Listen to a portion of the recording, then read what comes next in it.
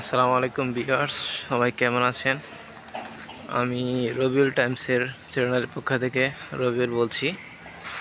তো আজকে আমি আপনাদের দেখাবো মালয়েশিয়ার একটি কনস্ট্রাকশন প্রজেক্টের ক্যাম্প, যা মালয়েশিয়া স্থানীয়ভাবে কুঞ্চি নামে পরিচিত। বর্তমানে এটি হচ্ছে মালয়েশিয়ার কুলিম রাজ্যের একটি এরিয়া। যে প্রজেক্টে আমি বর্তমান আছি, এই প্রজেক্টের নাম হচ্ছে ক্রেডি প্রজেক্ট, যা সরাসরি চাইনিজ কর্তৃপক্ষ দ্বারা নিয়ন্ত্রিত। তো দেখুন আসলে প্রবাসীরা কীভাবে থাকে ক্যাম্পে, যা কোম্পানি হতে দিয়ে থাকে প্রত্যেক প্রবাসীকে থাকার জন্য। প্রথমে যাচ্ছি রুমগুলো দেখে। তো দেখুন রুম একতলা, দুতলা, তিনতলা, এগুলো আসলে মূলত স্টিল দিয়ে বানানো হয়েছে সব। ভিতরে রয়েছে কাঠের সিলিং। এটার উপরে সাধারণত সবাই ঘুমায়, প্লাস যার যার বেডিং আছে বেডিং সেট করে। দেখুন এক একটা রুম আসলে, এটা আসলে নতুন, এখনো নির্মাণাধীন অবস্থায় আছে। পুরো দেখুন কি অবস্থা। এক রুমে 8-10 জন ইজিলি থাকতে পারে। দেখুন ভিনদেশিও আছে, চায়না। আসলে একটি ক্যাম্পে 400, 500, 600 জন মানুষও থাকতে পারে।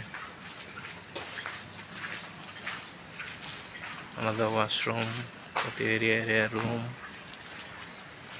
এক সাইডে ওয়াশরুম দিয়ে রাখছে সবার জন্য।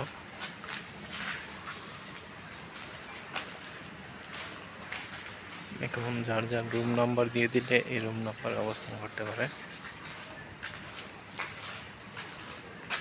আসলে অনেক মানুষ এক জায়গায় থাকার কারণে পরিবেশ অনেক সময় সুন্দর রাখা সম্ভব হয় না কর্তৃপক্ষর কাছেও। তারপর আলহামদুলিল্লাহ ভিতরের পরিবেশ সবাই একসাথে থাকলে ভালোই লাগে।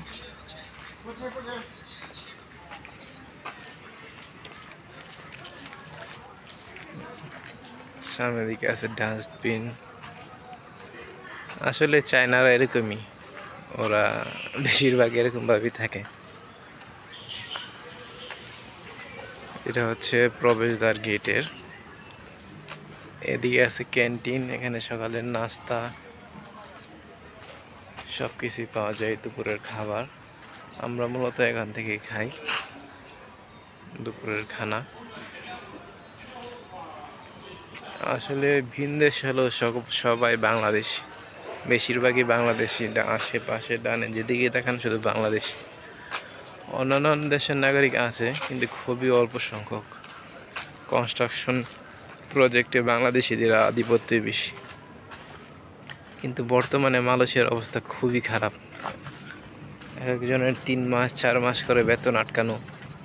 শুধু খাবারের খরচটা দিয়ে বলে 1 মাস 20 দিন পর বেতন, কিছুদিন পরে আটকিয়ে দেয়, বলতেছে দিতেছি বলতে বলতে 2 মাস পর বলতেছে আর 15 দিন।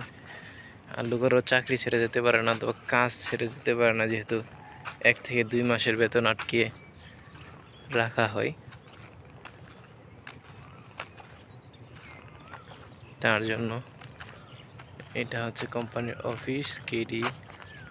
বাইরে দিয়ে জকমক দেখলেও ভিতরে দিয়ে বেতনের সমস্যা, প্রবাসীদের সমস্যা, নানান ধরনের। দেখুন প্রজেক্টটি একেবারে মেইন রোডের পাশে অবস্থিত,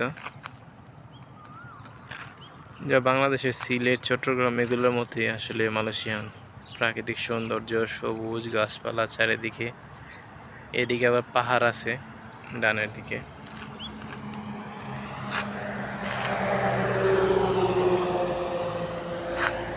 বাইরে থেকে দেখুন ক্যাম্পের দৃশ্য।